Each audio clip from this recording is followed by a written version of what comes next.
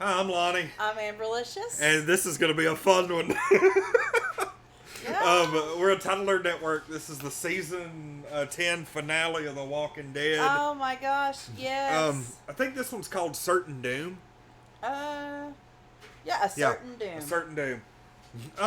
And this is messed up because I've been seeing a lot of thumbnails for this episode. Mm-hmm.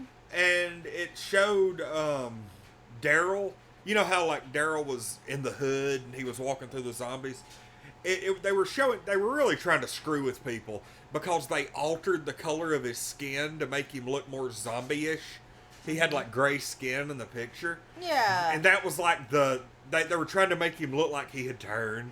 Oh. And I was don't like, know yeah, about all that. right. I've seen that. I just think it was for dramatic effect.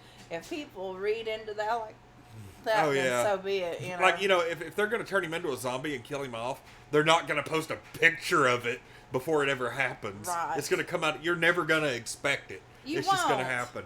Of course, I'll go ahead and tell you, Daryl, Carol, and I'm going to go ahead and say Negan are, well, now Maggie. Maggie's back. Yeah, Maggie came back this episode. Helped save the day. Those four people Love it. are invincible.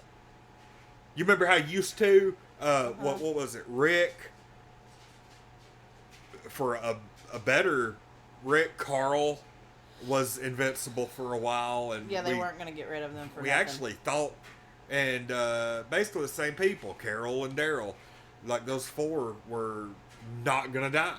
Like any time you had a time where you knew somebody, like when Negan was going to kill somebody, everybody pretty much knew, hey, Rick, Carl are safe. Yeah, but they're not going to kill them off right away. That ended up being a load of crap because neither one of them are on the show anymore and only one's still alive. But this episode saw them finally come together with a plan, the final face-off against the Whisperers. And my favorite is how Gabriel described to the children how they were going to beat them. It was the perfect analogy because, they say teamwork makes the dream work. That's cheesy, but it's right. It's correct. With teamwork, you can accomplish so much more than by yourself. And he explained to the kids, each little finger by itself ain't really nothing, but when you put them all together, they make a great weapon.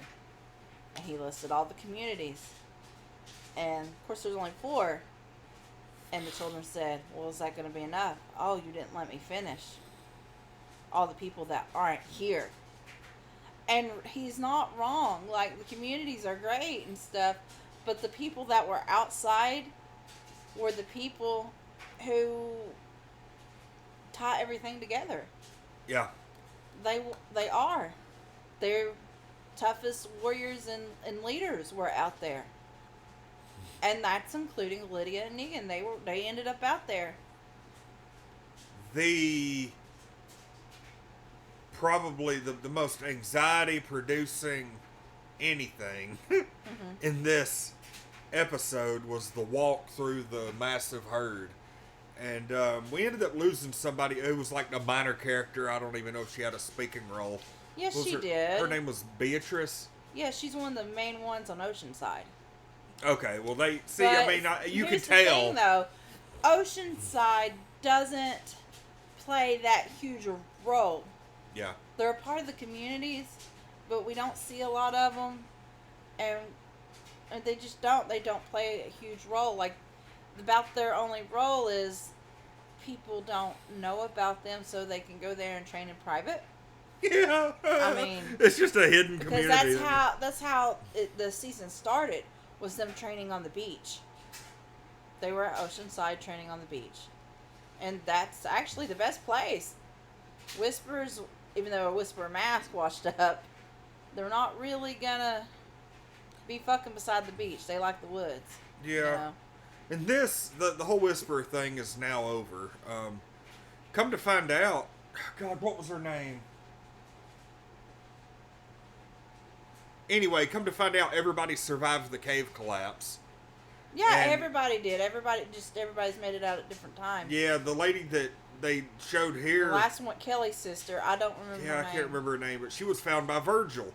They showed him walking around quite a bit. Yeah, Maggie, he went to Oceanside. He went back to Oceanside. Maggie's back. Yeah, And she's Maggie got some... found the letter. Yeah, That, and... who was it writing her letters? I forgot. Michonne, maybe? Yes. That sounds right. Yes, it was Michonne, right, and she was leaving her letters. And she came and got it, and she finally saw where, you know, she literally just learned about the heads on stakes. Yeah. And Maggie being Maggie, she's like, okay, this is deep shit. I gotta go home. You know. And she did. She came and she helped save the day and had a nice little reunion with everybody. Seeing her and Judith was nice. Here's the thing. Right now, and they could be the same one or whatever. Mm-hmm. But right now we have 3 outside communities that could be 2, could be 1. They could all be the same thing. But we have 3 outside communities. We have the Commonwealth, which is the people that showed up at the very end of here. Yeah, that's that was where insane. Yeah, that's where Eugene and them go. They went to meet Stephanie. Stephanie went in there. At first, they thought they were going to turn back. And then he was like, you know what? No. Let's keep looking. We're going to find a community eventually. And that was a hell of a finish. And then they came out and was like, freeze, you know? And they had like the white. Shit. Oh my god! I was just so like happy. It was just like you showed me, because you've been showing me that a few times.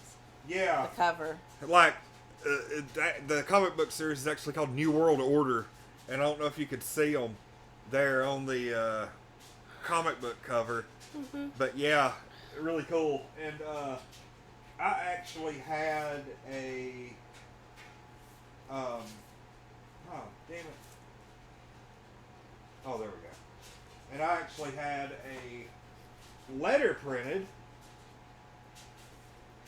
and I'm pretty sure this book, it's like the first appearance of one of the like main guys from Commonwealth. I don't know if you can see it. Anyway, Walking Dead 177.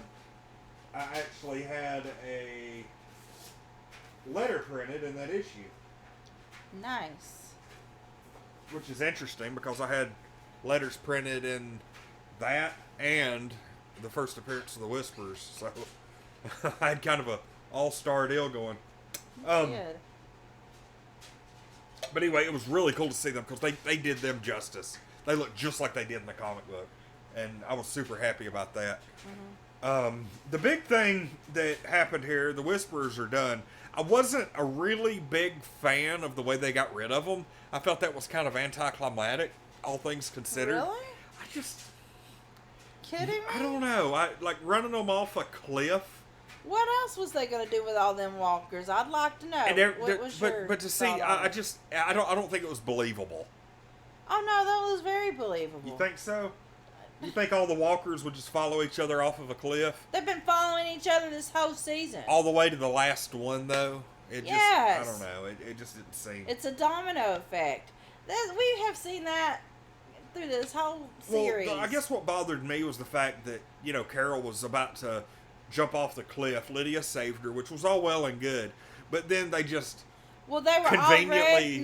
they were already stepping off the cliff. You didn't see them fall. They had a foot out, and so did she, and Lydia pulled her back. I mean, that's all well and good, but the fact that they, just conveniently hid behind this rock while they all walked by, and Lydia took her mask off, and none of the zombies noticed. It just... Well, no, because they were just in a herd. That's what herds do. I just... Herds of animals just follow each other. They don't... Oh, I see something over here and let me wander. No. If this episode didn't have so much other cool crap, that part for me would have cost it points. I'll tell you what, you just want something to gripe about this episode. Not really. I love the episode. I just didn't. No. I thought that the last part was kind of a cop-out. Guess what? You will soon be the Edgelord. You're so cool. Yeah. But, probably the best part of this episode... Well, number one, Maggie's got, this weird, assassin ninja masked person. Yes! I want to know who the fuck that is. I don't think it's... I don't know. I don't care if they're somebody we know or not. They're badass. Yeah, I don't really know He's what got to some think. Casey Jones vibes going on. Instead of hockey sticks, he's got knives. Or she. Yeah, true. You never know. She could be. They. She could have like a woman bodyguard. I could see Maggie having a woman as a bodyguard. Who knows? As far as I know, that hasn't come out yet. I haven't heard anything about a mysterious masked ninja protecting Maggie. But the big thing that happened. Spoilers, though, in general. Yeah. Anyway, the big thing. The big thing that happened in this episode was Beta is dead. And thanks to Negan and Daryl. Yep, they work together. Teamwork makes the dream work again. That was a really cool. I mean, hell, they got into it. Negan stabbed him in the back, and then Daryl took 2 knives and drove them right into his eyes. Fucking eyeballs, and then he had this epiphany while those knives were in his eyeballs, and that was pretty cool. Yeah, kind of like his life flashed before his eyes. Literally, yeah. And the zombies, before they eat him, Negan and Daryl are sitting there watching, and they rip his mask off, and they expose his face. They both recognize him. Well, Negan. I don't know that Daryl necessarily recognized Daryl recognized him. Daryl just because he was a musician.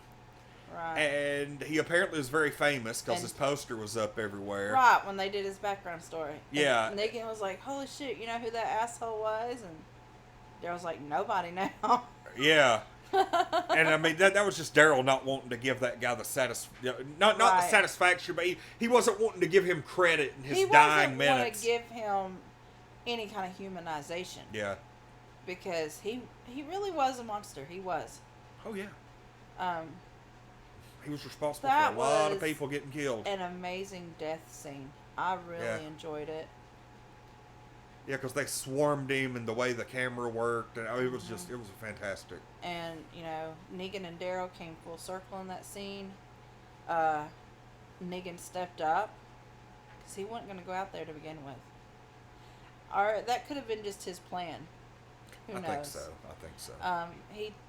He encouraged Lydia to... He was trying to encourage Lydia to, hey, we just might as well run off.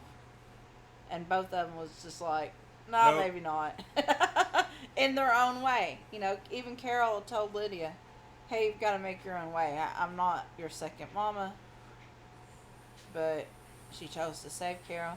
Because Carol took her in and was her second mother for a little while. Yeah. To her and Henry, Oh, yeah, this... It was a really good finale. What I enjoyed is right before he got saved, Gabriel really stepped up and was just about ready to let himself die to save everybody. And probably the most badass Gabriel moment I've ever seen. He was taking them out with a shotgun and he was ready to have at it. And then Maggie showed up. Yeah, Maggie and the super cool gas mask ninja. Yeah. That was great. So that worked out. So it was a pretty good episode overall. I'm very curious. This is the last, I guess, normal episode for a while. Because from what I understand about these next 6 is they are kind of like... Thriller. Yeah, they're COVID episodes in which you're not going to see everybody together. They had to take COVID precautions to film these. Mm-hmm. So it's going to be a little bit different pace. I've gotten some feedback on, on Twitter and stuff about how a lot of people aren't liking these. But you got to kind of take that with a grain of salt because a lot of people were talking about they didn't like these other episodes. I know, they've been great. That's really just people who are still pissed off about season 7 and 8 on there running their mouth online about how shitty the show is when they've not watched it in 3 years. So there's a lot of that going around. True, yeah. So any negative, and I'm not saying discount all negative opinion on this show, but any negative opinion you see online about The Walking Dead this season, take it with a grain of salt and make your own decision instead of just saying, oh, it sucks, I saw online. Because there's a lot of people out there who are just still pissed about a 3-year-old season that Look, it's gotten so much better. I say that about everything anyway. there's a lot of things that people online be, oh, I hate that. I don't like that. And they've never Well, seen good it. for you. I'm still gonna check it out myself because first of all, I don't trust other people's opinions anyway. Second, you're right. People just get on there and talk shit and be talking shit. You trust my opinion? My opinion on movies? Not really. I am the. No, you're very hit or miss. It's legit about 50-50 with Lonnie. It's either gonna be really good or it's gonna be really shitty. There is no in between. You know, I have to. This has absolutely nothing to do with this. Oh, okay. And it is going to be very outdated by the time this airs. Because Yes. this is going to air probably like 2-3 weeks from now. But I just want to say how cool I think it is that I get to work one less hour tonight. Because of daylight savings time. Oh, that's worth mentioning. We're filming this on Saturday, March 13th. And tonight the time is jumping forward from 1:59 to 3 o'clock. My job closes at 3 o'clock, so that last hour has been eliminated. So whereas normally I would be working... It's like you don't even care about losing an hour of pay, just close early. It's like normally I'd be working 9 hours tonight, but I'm going to only be working 8 because the time is jumping forward. So, you know, people don't like... I'm not personally a fan of the daylight savings time going back and forth. Ain't nobody a fan. But I'll honestly. take this. The glass is half full in my respect. So whatever. Because we're all going to suffer for the next week while we struggle to adjust. Maybe by the time this airs, we will have been adjusted to the new time. Let's see. Oh, what do we give it? I was going to say, we got to give our ratings. I'm not getting rid of it You yet. got trigger finger over there. I am. I'm going to hit it. No. 11? It's 11. You gonna give it 10 for that rock? I give it an 11. I'm not going to judge the entire episode off of the, what do they call it? The, what do they call it when something like really goes against the plot in order to save the characters or advance the story? I don't know. It's like a very unrealistic happening that just think magically happens to, you know. That's not magic. Shit like that are on cliffs.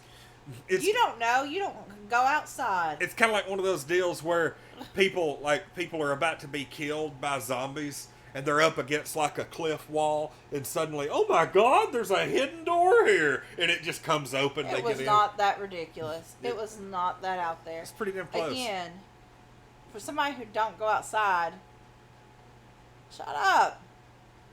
I'd be like, there are not rocks that big outside, especially on the edge of a cliff. No. You're wrong. All right. Well, 11's across the board, despite the shitty rock thing. So anyway, we'll see y'all next time for episode 17. Let's see what 17 says. Real quick. Lonnie hates The next one is called Home Sweet Home. Maggie has returned to the dismay of Negan. The trial she endured since leaving has made her harder in order for her and her son to survive. When her past catches up to her, Daryl and then it trails off. So I guess that's her son then? Surely he wouldn't be that old. No, hell no. He'd be 7. I mean, hell, he's a little bit younger than Judith. No, but you know what, though? Yeah, he's a little bit younger than Judith, yeah. Yeah. He's like 2 years younger than Judith. That, I would believe them doing that bullshit. Oh, hell no. I'm just getting you worked up. Shut up. Her son, Herschel. Just getting you worked up. Her son Herschel has to be probably back at the community. Oh, and that real quick.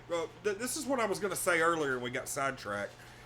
We have 3 communities. We have Commonwealth, which is the people that Eugene and them are going to see. We have the whatever the hell, Georgie was the lady that came and got Maggie. That's another community with a lot of technology and stuff. And then there is what I think they call it the CRM.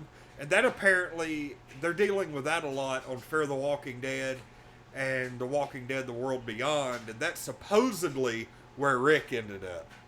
They've not come out, it's pretty much guaranteed. Yeah. But they haven't, the CRM That's like another group who does like experiments and stuff. So we've got those three, and it kind of makes me wonder: are those three all the same thing? Like, are we gonna meet the Commonwealth with Eugene and them, and it ended up being the community that Maggie was at the whole time, and somehow Maggie was there for the last 3 or 4 years. Rick was there too, but she had no clue that he was. Kind of like an Endgame where, like, you know, if you go back to a certain time, like before the Stones are in New York, and they just didn't know. Yeah. Like, you know. Yeah, they're like, holy shit, at this one point. At this like, one point, all three of them were Yeah. there, and they had no clue. If you go back to this month, on this date. God, it almost makes me like want to watch that scene with Bruce Banner and the Ancient One again. That was so cool to see them like good. interact. Yeah. Because she like hit him and Bruce pops out of the Hulk. That was Smart pretty Hulk. neat. Yeah. Pops out a Smart Hulk. Yeah. Neighs angrily.